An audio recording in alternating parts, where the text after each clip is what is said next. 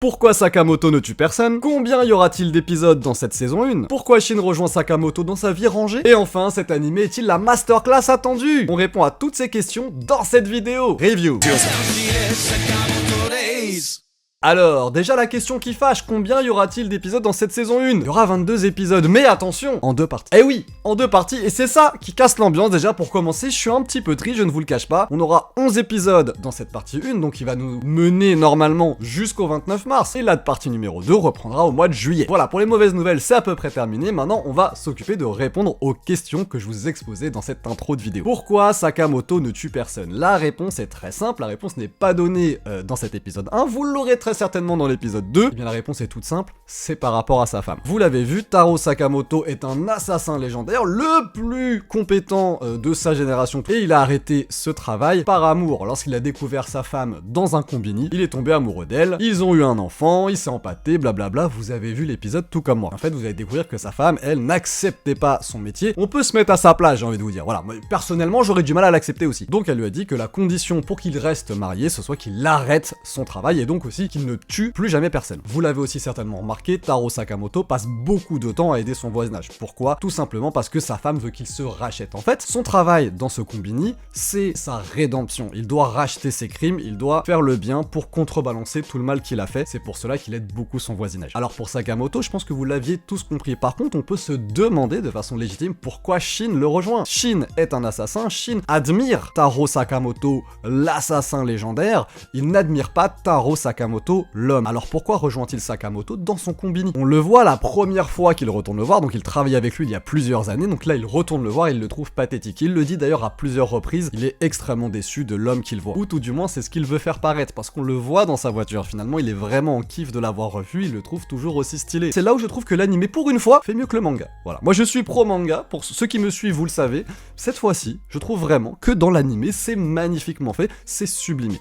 Il y a une scène qui n'existe pas dans le manga qui est présente dans l'anime, c'est lorsque Shin retourne chez lui. Alors dans le manga elle existe, en fait on voit Shin qui est assis sur son lit, qui se dit bon bah quitte à ce que quelqu'un le tue autant que ce soit moi. Voilà, dans le manga ça s'arrête là. Alors que dans l'anime on voit un petit peu plus sa vie, on voit qu'il est en train vraiment de manger des trucs juste pour se nourrir, il a une ridicule petite briquette de jus de supermarché. Pourquoi est-ce qu'on nous montre ça? Pour nous montrer finalement sa solitude et pour nous montrer sa vie qui n'est pas si exceptionnelle que ça. Pour rappel, c'est un assassin, il est censé bien gagner sa vie. On aurait pu nous le montrer dans un hôtel de luxe, on aurait pu nous le montrer dans un restaurant 4 étoiles, on aurait pu nous le montrer en boîte de nuit avec plein de meufs, voilà. On aurait pu faire ça, mais c'est pas ce qu'on nous montre, on nous le montre dans une solitude absolue et qu'il accepte parce qu'il ne connaît pas autre chose. Et c'est ça qui est génial, parce que ça contraste avec le lendemain où il va attaquer Sakamoto. Bien évidemment, il se fait éclater, bien évidemment, mais quelle audace! Quelle audace de croire qu'il allait pouvoir éclater Sakamoto, tout ça parce qu'il avait grossi. Non mais redescends petit. Voilà. Il se fait éclater, il se réveille et là, il participe au repas de famille avec Sakamoto, sa femme et sa fille. Et là, il découvre la chaleur d'un foyer. Il découvre les aliments qui sont là pour le plaisir et pas simplement pour se nourrir, et il découvre l'amour d'une famille. Et finalement, c'est là où il admet, c'est là où parce que c'était déjà le cas avant, mais c'est là où il se rend compte que ce n'est pas forcément que l'assassin légendaire qu'il respecte et qu'il admire, c'est Taro Sakamoto en lui-même. Et il le rejoint pour découvrir tout ça, pour trouver sa vérité, pour trouver le sens finalement de sa vie. Et c'est ça qu'on va suivre dans Sakamoto Days avec le personnage de Shin qui n'est pas là juste pour être le côté comique de l'action, Shin qui est là pour nous faire découvrir cette rédemption, qui est là pour nous faire découvrir le sens de la vie et le bonheur des petits plaisirs de la vie justement. Et ça j'ai trouvé que c'était vraiment très très bien fait dans l'anime, puisque dans le manga je l'avais pas forcément compris comme ça. Dans le manga je l'avais plutôt compris comme étant admiratif de Sakamoto, il a envie de le suivre pour voir pourquoi. Mais en réalité,